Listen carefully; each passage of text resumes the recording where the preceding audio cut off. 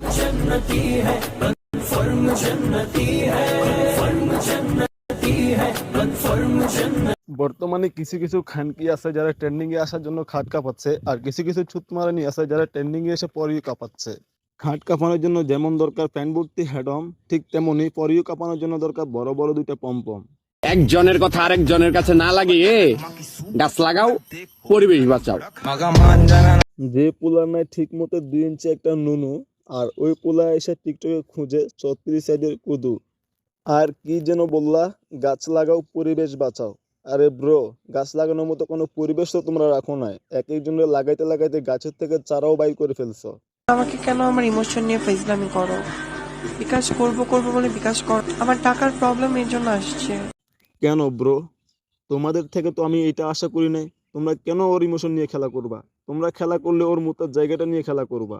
তোমরা বিকাশ করবা বলে ওরে ডেকে নিলা, ডেকে আবার খেয়ে ছেড়ে দিলা, তাও আবার উইদাউট পেড মানি। মেয়েটা কতটা কষ্ট হচ্ছে তোমরা জানো? ওর প্রচুর টাকা দরকার, তাই তো এখানে আসছেন। मैं भी रोजे रखूं या अल्लाह तौफीक नमाज़े पढ़ने जाए या अल्लाह तौफीक।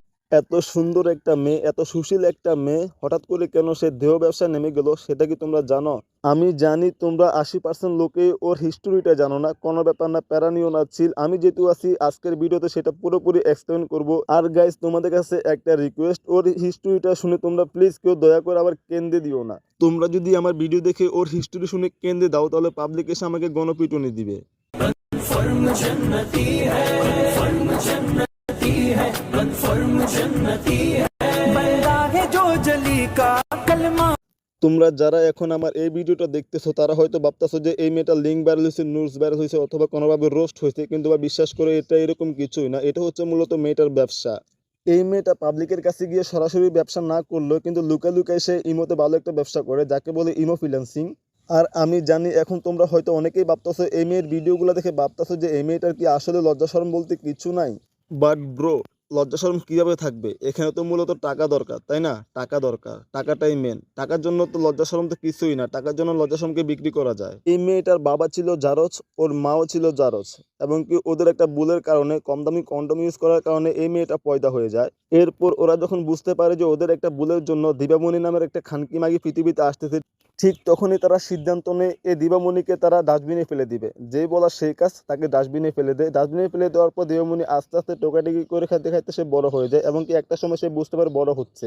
বড় হওয়ার পর দিবামণি যখন বুঝতে পারলো ও জন্মের কোনো পরিচয় নাই, তাকে দেখাশোনা করার মতো এই পৃথিবীতে কোনো লোক নাই, তারপর সে তার পুরো দেহটাকে একবার ভালো করে দেখলো এবং ভাবলো পৃথিবীতে যেহেতু তার কেউ নাই, তার তো সুন্দর একটা দেহ আছে, বড় বড় দুইটা পম্পম আছে, যেগুলো দিয়ে সে ব্যবসা করতে পারবে।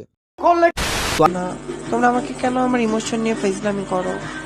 বিকাশ করব করব বলে বিকাশ কর। আমার টাকার প্রবলেম এর জন্য আসছে। কিন্তু সমস্যাটা হচ্ছে এখানে কিছু কিছু আবার মার্কা পোলাপাইন আছে যারা কিনা মেয়েটাকে টাকা দিবে বলে রুমে ডেকে নিচ্ছে। রুমে ডেকে নেওয়ার পর 2-4 জন মিলে ঠিক মতো খাচ্ছে, খাওয়া দাওয়ার পর টাকা না দিয়ে সবার উপর লাথি দিয়ে বাইর করে দিচ্ছে। আর গাইস, এই চুতমারানির সাথে যে সব ছেলেরা এরকম করতেছে এরকম কিছু না। সে কিন্তু ভালো টাকা ইনকাম করে, যার থেকে সে আইফোন কিনতেছে, iPhone 13 pro max, iPhone 14 pro max কিনতে পারতেছে। তাহলে গাইস, এখন তোমরাই ভাবো যে সাগুয়ার উপর লাথি খাওয়ার পরে সে কত ভালোভাবে চলাফেরা করতেছে।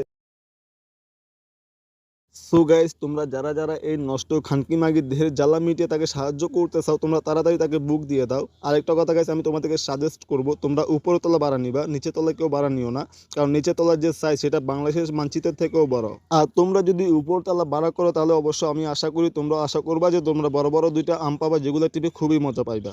এন্ড ফাইনালি গাইস, আজকে ভিডিও শুধুমাত্র এই পর্যন্ত। পরবর্তী ভিডিওর জন্য অপেক্ষা করো। এন্ড সবাই ভালো থাকো, সুস্থ থাকো, টাটা, বাই বাই, আল্লাহ হাফেজ।